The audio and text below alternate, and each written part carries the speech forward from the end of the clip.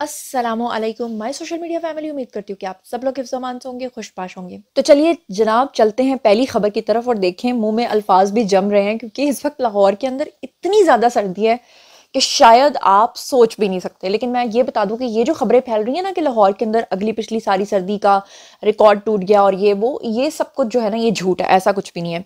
अच्छा जनाब, अब मैं आपके सामने जो है वो खबर रखती हूँ कि नैब अफसरान ने इज्तमाई ज्यादती की। ये इल्ज़ाम किसने आयद किया है? ये इल्ज़ाम आयद किया है तैयबा गुल ने। आपको याद होगा कि आज से बहुत अरसा पहले जो ये साहिब हैं जिनके ऊपर इन्होंने ये इल्ज़ाम लगाया, इनका एक ऑडियो भी लीक हुआ था जिसमें शायद वो कह रहे थे कि सर से लेकर पाँव तक तुम्हें चूमूं और इस तरह की माजरत के इस तरह की वॉइस आई थी।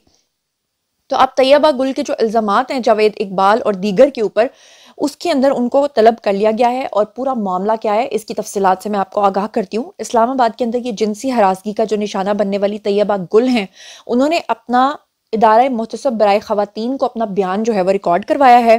तैयबा गुल ने 2022 में जनाब जो साबिक चेयरमैन नैब थे यानी कि जावेद इकबाल, जिनका ऑडियो लीक हुआ था, इन्हीं खातून के साथ उनके और उनके जो बाकी साथी हैं उनके खिलाफ जो है वो दरख्वास्त दायर की थी। तैयबा गुल जो है उनको हिरासा करने, ज्यादती का निशाना बनाने और हब्से बेजा में रखने से मुतालिक केस की समाअत जो है वो 1 से जायद साल गुजर चुका था जब से इसकी समाअत हो रही थी। और 1 से जायद साल से जो चल रही थी इसकी सुनवाई, उसके बाद चेयरपर्सन इतारा मोहतसब बराए तहफ़्फ़ुज़ ख़वातीन यानी कि फौजिया वकार जो हैं वो इसको सुन रही थी। और उन्होंने जनाब दरख्वास्त गुजार यानी कि तैयबा गुल जो हैं उन्होंने अपने बयान में बताया कि जावेद इकबाल ने दरख्वास्त सुनने के लिए गैर इखलाकी हरकत करने का कहा। जावेद इकबाल ने उनको ब्लैकमेल किया। उन्होंने कहा कि उनके खिलाफ जो है वो गैर इखलाकी हरकत ना करने पर केस ना सुनने की धमकी दी, जबकि शहजादा सलीम ने जावेद इकबाल के कहने पर मुझ पर झूठा मुकदमा बनवाया और उसके बाद मुझे गिरफ्तार करवाया। ये उनके एलिगेशंस हैं इनके ऊपर। उन्होंने अपने बयान के अंदर ये भी कहा कि नैब के तफ्तीशी अफसर इमरान डोगर वगैरह ने गिरफ्तार किया और लाहौर लेकर गए जहां हिरासा किया गया उनको। फिर उन्होंने कहा कि इमरान डोगर ने दीगर नैब अफसरान के साथ मिलकर उनके साथ इज्तमाई ज्यादती भी की। अल्लाह माफिज, तौबा इस्तगफार। वैसे ये मुझे इल्ज़ाम ही लग रहा है, लेकिन क्योंकि किसी इदारे के अंदर अगर आप किसी को पकड़ भी लेते हैं तो ऐसा कैसे हो सकता है, और अगर ये हुआ है तो फिर उनको निशाने इबरत बनाया जाना चाहिए। उसके बाद तैयबा गुल ने यह भी कहा कि मेरे शौहर को खामोश रहने का कहा गया इज्जत लूटने के बाद भी, वरना कहा गया कि अगर आप अपना मुंह खोलेंगे तो आपके वीडियोस जो बनाए गए हैं उनको वायरल कर दिया जाएगा। जावेद इकबाल, शहजादा सलीम, इमरान डोगर और दीगर के खिलाफ जो है उन्होंने अपने दरख्वास्त के मतन में कहा था कि सख्त से सख्त कार्रवाई जो है वो की जाए। तैयबा गुल जो है उन्होंने अपना बयान इदारा मोहतसब इस्लामाबाद बराए ख़वातीन में कलम बंद करवा दिया है और तैयबा गुल की जानिब से लगाए गए इल्ज़ामात जो हैं वो रिकॉर्ड कर लिए गए और साबिक चेयरमैन नैब जावेद इकबाल समेत 12 अफराद को नोटिस भेज दिया गया है। 16 जनवरी को उनको ज़ाती हैसियत के अंदर कहा गया है कि आप हर सूरत पेश हों और बताएं इन इल्ज़ामात के बारे में। और इदारा मुतसिब बराए ख़वातीन की जानिब से जो है वो साबिक डीजी नैब शहजादा सलीम और नैब के तफ्तीशी अफसर यानी कि इमरान डोगर, उनको भी नोटिस जारी कर दिए गए हैं और अब वो वहां पर आकर अपना बयान जो है वो रिकॉर्ड करवाएंगे और बताएंगे और फिर पता चलेगा कि कौन इनोसेंट है और कौन गिल्टी है। अलबत्ता 1.5 साल से ये केस चल रहा है और अब इसको किसी नहज पे पहुंचना चाहिए। दूसरी तरफ आपको बता दूं कि मौलाना फजलुर रहमान जो है वो फाइनली काबुल जा रहे हैं और काबुल वो इसलिए जा रहे हैं क्योंकि आपको पता है कि पिछले काफी अरसे से पाकिस्तान और अफगानिस्तान की हुकूमतों के दरमियान जो है वो तनाव चल रहा है और आपको पता है कि पाकिस्तान के अंदर जितनी भी इस तरह की कार्रवाइयां हुई हैं, जितनी भी कल अदम तंजीमें ये सब कुछ करवा रही हैं, इसके पीछे जो हाथ है वो अफगानिस्तान का है। आपको ये भी पता है कि पिछले दिनों अफगानिस्तान के जो वजीर खारजा है उनका एक वीडियो भी वायरल हुआ था जिसमें वो पाकिस्तान का मजाक उड़ा रहे थे। तो अब फाइनली मौलाना फजलुर रहमान जो है वो मीडिएटर का रोल प्ले करेंगे क्योंकि अफगानिस्तान के जो लोग हैं मौलाना साहब की काफी रिस्पेक्ट करते हैं, उनकी बात को अहमियत भी देते हैं। और मौलाना साहब जो हैं वो जा क्यों रहे हैं? वो जा इसलिए रही हैं क्योंकि वो कल अदम जमातें जो हैं उनके समेत जो दीगर कार्रवाइयां हो रही हैं अफगानिस्तान की तरफ से पाकिस्तान के अंदर, उसके मुतालिक जो है वो बात करने के लिए जा रहे हैं। देखते हैं कि इसका क्या नतीजा जो है वो सामने आता है। साथ ही मैं आपको बता दूं कि इलेक्शन जो 2024 के होने जा रहे हैं उसमें सिंध के अंदर जो पीपल्स पार्टी की टिकटों की तकसीम है उसमें सियासी घरानों को ज्यादा फोकियत दी जा रही है। जो ऑलरेडी उनके इलेक्टेबल्स हैं या जो उनके पुराने लोग हैं उन्हीं को जो है वो ज्यादा प्रेफर किया जा रहा है।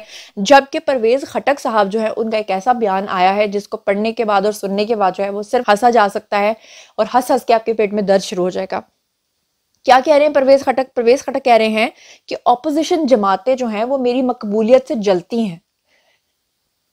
उन्होंने कहा कि ख्वाब में भी उनको मैं नजर आता हूं, मैं जीत कर दिखाऊंगा।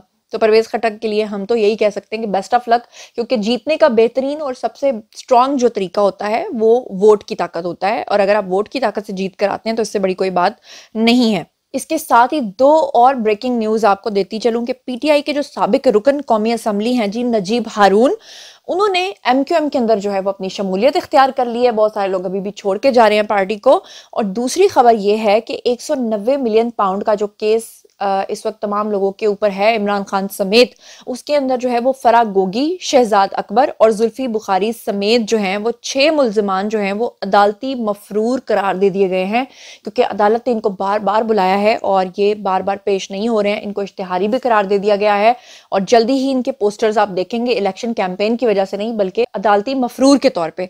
तो फिर देखते हैं कि इनके साथ भी आने वाले दिनों में क्या सलूक होता है। बहरहाल हम चलते हैं जी अगली खबर की तरफ। बात कर लेते हैं जी परवेज इलाही के बारे में। और परवेज इलाही के बारे में आप जानते हैं कि पापा काफी अरसे से पेन में हैं, बेटा उनका स्पेन में है, और बेटा साहब जो हैं वो उनको जेल के अंदर छोड़कर खुद जहाज भर के पैसा यहाँ से बाहर शिफ्ट कर चुके हैं।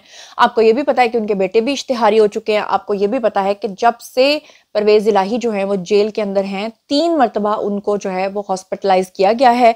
इससे पहले यानी जो अब की बार उनको हॉस्पिटलाइज किया गया है उसके मामला क्या हैं वो तो मैं आपको बताती हूँ, लेकिन इससे पहले जो 2 मरतबा वो हॉस्पिटलाइज हुए हैं उसमें उनके घर वालों की तरफ से बाकायदा तौर पर पीटीआई की तरफ से ये वावेला मचाने की कोशिश की गई कि उनकी हालत बड़ी ख़राब है, बड़ी नाजुक है, और जो है उनका इंतकाल अस्पताल हुआ है आधी रात को। लेकिन मैं बता दूं कि ऐसा कुछ भी नहीं था। पिछली दोनों मरतबा जब उनके टेस्ट आए तो वो बिल्कुल क्लियर थे, और पूरे टेस्ट क्लियर आने के बाद ही उनको जेल दोबारा जो है वो भेजा गया। लेकिन अब की बार जो है वो मामला ये हुए हैं कि परवेज इलाही जो हैं वो क्योंकि हार्ट पेशेंट भी हैं तो उनको सीने के अंदर जो है वो इन्फेक्शन की तशखीस हुई है। वो जो सीने में दर्द की बात कर रहे थे उनको हॉस्पिटलाइज किया गया, और जो जेल जराए हैं उन्होंने बताया कि उनको सीने में दरअसल इन्फेक्शन था, क्योंकि आजकल सर्दी बहुत ज़्यादा है और ठंडे फर्श पे बैठना पड़ता होगा। और गुज़श्ता हफ्ते जो है वो आरआईसी में उनका जो है थीलियम टेस्ट जो है वो भी किया गया था, जो कि बिल्कुल क्लियर आया था, जैसे कि मैंने आपको बताया है। उसके बाद जो है परवेज इलाही का तिबी मुआयना जो है वो जेल अस्पताल में भी मामूल के मुताबिक किया जाता है। ये जेल हुकाम का कहना है कि बाकायदा तौर पे जेल के अंदर भी डॉक्टर्स जो है उनको चेक करने के लिए आते हैं, और उनका जो है वो एमआरआई भी किया जाएगा, और उनका आरआईसी में मुकम्मल तिब्बी मुआयना भी किया जाएगा, जहां उनके मजीद और कुछ टेस्ट करवाए जाएंगे। लेकिन अभी तक जो उनके टेस्ट आए हैं वो बिल्कुल क्लियर आए हैं, और हर एक हफ्ते के बाद जो है वो कहते हैं कि उनको कोई ना कोई तकलीफ है, और उसके बाद जो है वो हॉस्पिटलाइज होते हैं, और उसके बाद फिर उनको दोबारा जो है वो जेल के अंदर मुंतकिल कर दिया जाता है। और अब बात कर लेते हैं, कल के व्लॉग में मैंने आपको बताया था कि इमरान खान का एक जिनसी स्कैंडल जो है बहुत ही ज्यादा इस वक्त जो है वो मंजर आम पर आया हुआ है, क्योंकि सोशल मीडिया पे जब से उनकी दोस्त जो हैं उनका जिनसी स्कैंडल आया है तो उसके साथ इमरान खान के पुराने बयानात को भी जोड़ा जा रहा है, उनके लिंक्स को भी जोड़ा जा रहा है, और उस हवाले से मैंने कल आपको कुछ एविडेंसेस भी दिखाए थे। अगर आपने मेरा वो वीडियो नहीं देखा तो यहाँ पर आपको थंबनेल नजर आ रहा है, आप मेरे चैनल पे जाइए और आप देखिए कि वो इमरान खान का जो जिनसी स्कैंडल है वो कौन सा स्कैंडल है और वो क्या उन्होंने किया है। लेकिन यहाँ पर मैं आपको एविडेंस के तौर पे एक और सबूत दिखाना चाहती हूँ, और वो है वसीम अकरम का एक क्लिप, जिसमें उन्होंने नाइट क्लब की बात किया कि किस तरह से इमरान खान जो है वो नाइट क्लब्स में जाते थे और इन्हीं खवातीन के साथ जो हरकत हैं वो क्या कुछ किया करते थे। ये बिल्कुल 19 सेकंड का एक क्लिप है, जरा ये सुनिए।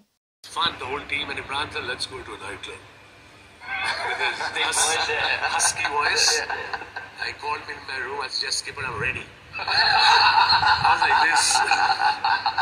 So went to a nightclub. Just when you enter King's Cross, I don't know, it's changed probably now. Right. और अब सबसे इम्पोर्टेंट खबर की बात कर लेते हैं। सब लोगों का ये पूछना है कि जी इमरान खान बाहर आ पाएंगे या नहीं आ पाएंगे, और जो अपोजिशन है उनका ये कहना है कि इमरान खान किसी भी सूरत अब बाहर नहीं आ सकते, कम से कम 1 साल या 1.5 साल तक तो वो बिल्कुल ही बाहर नहीं आ सकते। ऐसे में एक बहुत बड़ा दावा किया है जी अजहर सिद्दीक ने, और अजहर सिद्दीक का ये कहना है कि बेसिकली इमरान खान के वो वकील हैं और पीटीआई लाहौर से जो है उम्मीदवार कौमी असम्बली भी हैं। उन्होंने कहा है कि इमरान खान 15 जनवरी शाम 7 बजे से पहले अडयाला जेल से बाहर होंगे। इतना बड़ा दावा, डेट एंड टाइम बताना, ये लोगों को बहुत ही हैरान कर रहा है। एक तरफ पीटीआई के लोग जश्न मना रहे हैं तो दूसरी तरफ लोग इस बात पे हैरान हैं कि अजहर सिद्दीक जो है वो इतना बड़ा दावा कैसे कर सकते हैं, जबकि इमरान खान के ऊपर इस वक्त एक केस नहीं बल्कि बहुत सारे केसेस हैं और उसमें उनका छूटना तकरीबन नामुमकिन है। उनकी अपनी बहन अलीमा आंटी जो है वो ये कह चुकी हैं कि इमरान खान की जान को खतरा है, इमरान खान को उम्र कैद की सजा भी हो सकती है, इमरान खान को फांसी भी हो सकती है। ऐसे में एक मुज़हिका खेज किस्म का दावा किया जाना उनके वकील का सब बड़ा ही हैरान कुन है, लेकिन इसको हल्का नहीं लेना चाहिए। साथ ही आपको बता दूं कि इमरान खान 15 जनवरी से उन्होंने कहा कि रिहा हो रहे हैं, इसके बाद वो जल्द से जुलूस करेंगे और उनकी रिहाई के बाद ही इलेक्शन का माहौल बनेगा। तो कहीं ऐसा तो नहीं कि एस्टैब्लिशमेंट वाकई इस बात पर राजी हो गई है कि वो इमरान खान को छोड़ देंगे। ये तो सबके लिए एक बहुत बड़ा सरप्राइज होगा। बहरहाल अजहर सिद्दीक ने यह भी दावा किया कि अब ये लोग इमरान खान को ज्यादा दिन जेल में नहीं रख सकते, इन पर कायम किए गए तमाम मुकदमा झूठे हैं और वो जल्द बाहर आने वाले हैं। ये तो आने वाला वक्त ही बताएगा कि वो बाहर निकल पाते हैं या नहीं निकल पाते। साथ ही जो मैंने अगली खबर आपको देनी है उस पर हम बात कर लेते हैं कि आखिरकार इस्तेहकाम पाकिस्तान पार्टी जो है, उनके जो मज़ाकरात थे वो पीएमएलएन के साथ जो है वो रुक गए थे, बल्कि ख़त्म हो गए थे और अब फाइनली उनके साथ सीट एडजस्टमेंट के ऊपर जो है वो बात मुकम्मल हो चुकी है। उनकी डिमांड क्या थी? उनकी डिमांड ये थी कि पंजाब के अंदर उनको 48 सूबाई और 25 कौमी सीटें उनको चाहिए थी, जो कि उनकी डिमांड बहुत बड़ी थी। इसके बाद जब ये डिमांड गई मियां मोहम्मद नवाज शरीफ के पास तो उन्होंने कहा कि ठीक है फिर तो हम इलेक्शन लड़ते ही नहीं है, और उसके बाद फिर दोबारा मुज़ाकरात शुरू हुए और फाइनली बात जो डन हुई है उसमें 11 सूबाई और 5 कौमी असम्बली की जो सीटें हैं उनके ऊपर उनका इत्तफाक जो है वो हो गया है। चलो जी, अच्छी बात है, हो गया है। और दूसरी तरफ आपको बताऊं कि वो कहते हैं ना कि शेर अफजल मरवत हमेशा कहते थे कि वड़ देंगे वड़ देंगे। वो असल वड़ना किसको कहते हैं? इस वक्त स्क्रीन के ऊपर आपको शेर अफजल मरवत का रुखे अनवर भी नजर आ रहा है और नीचे आपको पाकिस्तान तहरीके इंसाफ का जो है वो एक लेटर भी नजर आ रहा है, बल्कि ये एक नोटिफिकेशन है। इस नोटिफिकेशन के अंदर क्या लिखा हुआ है? इसके अंदर जो है इस वक्त 5 नाम लिखे गए हैं। Number 1 barrister Gohar, number 2 Umar Ayub, number 3 Shibli Faraz, number 4 Rasool Hasan और एडवोकेट मोहम्मद शुएब शाहीन। और ऊपर क्या लिखा है? लिखा गया है कि आज के बाद इन 5 अफराद के अलावा अगर कोई पीटीआई का बयानिया बनाकर पेश करता है तो वो अपनी जाती जिम्मेदारी पे करेगा, वो पीटीआई का बयानिया नहीं होगा। यानी कि उन्होंने बिल्कुल जिसे कहते हैं ना छितर मार देना, एक छितरोल कर देना, वो की है बेसिकली बैरिस्टर गोहर ने शेर अफजल मरवत की। आपको पता है कि पिछले एक दिन से लेकर अब तक जो है ये मुद्दा चल निकला था, जब आपको याद होगा कि बैरिस्टर गोहर जो हैं वो अपनी प्रेस कॉन्फ्रेंस कर रहे थे। वो कह रहे थे कि इमरान खान ने जेल से ये पैगाम भेजा है कि हमें अदलिया के ऊपर मुकम्मल एतबार है, एतमाद है, हम जस्टिस काजी फाइज ईसा के फैसलों को ओन करेंगे। और जैसे ही आपको पता है कि वो निकल कर गए तो शेर अफजल मरवत आ गए और उन्होंने आकर कहा कि इमरान खान ने जेल से ये पैगाम भेजा है कि हमें जस्टिस काजी फाइज ईसा के ऊपर कोई एतमाद नहीं है, हम उनके किसी फैसले को नहीं मानेंगे। और फिर उसके बाद उन्होंने अपने साथ उमैर न्याजी को बिठाने की कोशिश की, वो भी वहां से उठकर चले गए। और फिर उसके बाद ये जो मुठभेड़ हुई और ये सारे मामला हुए ये आपके सामने हैं। और आज उनके मुंह पर एक जन्नाटेदार थप्पड़ मारा है खुद अपनी ही उनकी पार्टी के यानी बैरिस्टर गोहर ने, जिसमें उन्होंने दोबारा से प्रेस कॉन्फ्रेंस की। साथ में उन्होंने शेर अफजल मरवत को बिठाया, अपने साथ नहीं बिठाया, काफी दूर बिठाया। और उसके बाद उन्होंने ये नोटिफिकेशन जारी किया, इन 5 नामों का ऐलान किया। और शेर अफजल मरवत जो हैं वो इंतहाई बुरे मुंह के साथ वहां पर बैठे हुए थे और जिस वक्त वो ये तमाम बातें जो हैं वो सुन रहे थे, लेकिन बोल कुछ भी नहीं सकते थे। जनाब, ये थी आज की खबरें। बारिया जी आप लोगों की आई कमेंट सेक्शन में और बताइए कि इन तमाम खबरों के बारे में आप क्या सोचते समझते हैं। जो कुछ भी सोचते और समझते हैं शेयर कीजिए, पर्सनली जवाब दूंगी। मजीद खबरें, व्लॉग्स, इंटरव्यूज और सियासी तस्वीर जानने के लिए मेरे साथ कनेक्टेड रहना हर किसी मत भूलिएगा। चैनल को सब्सक्राइब कर लीजिएगा। अपना बहुत ख्याल रखिएगा। अल्लाह ने के पान।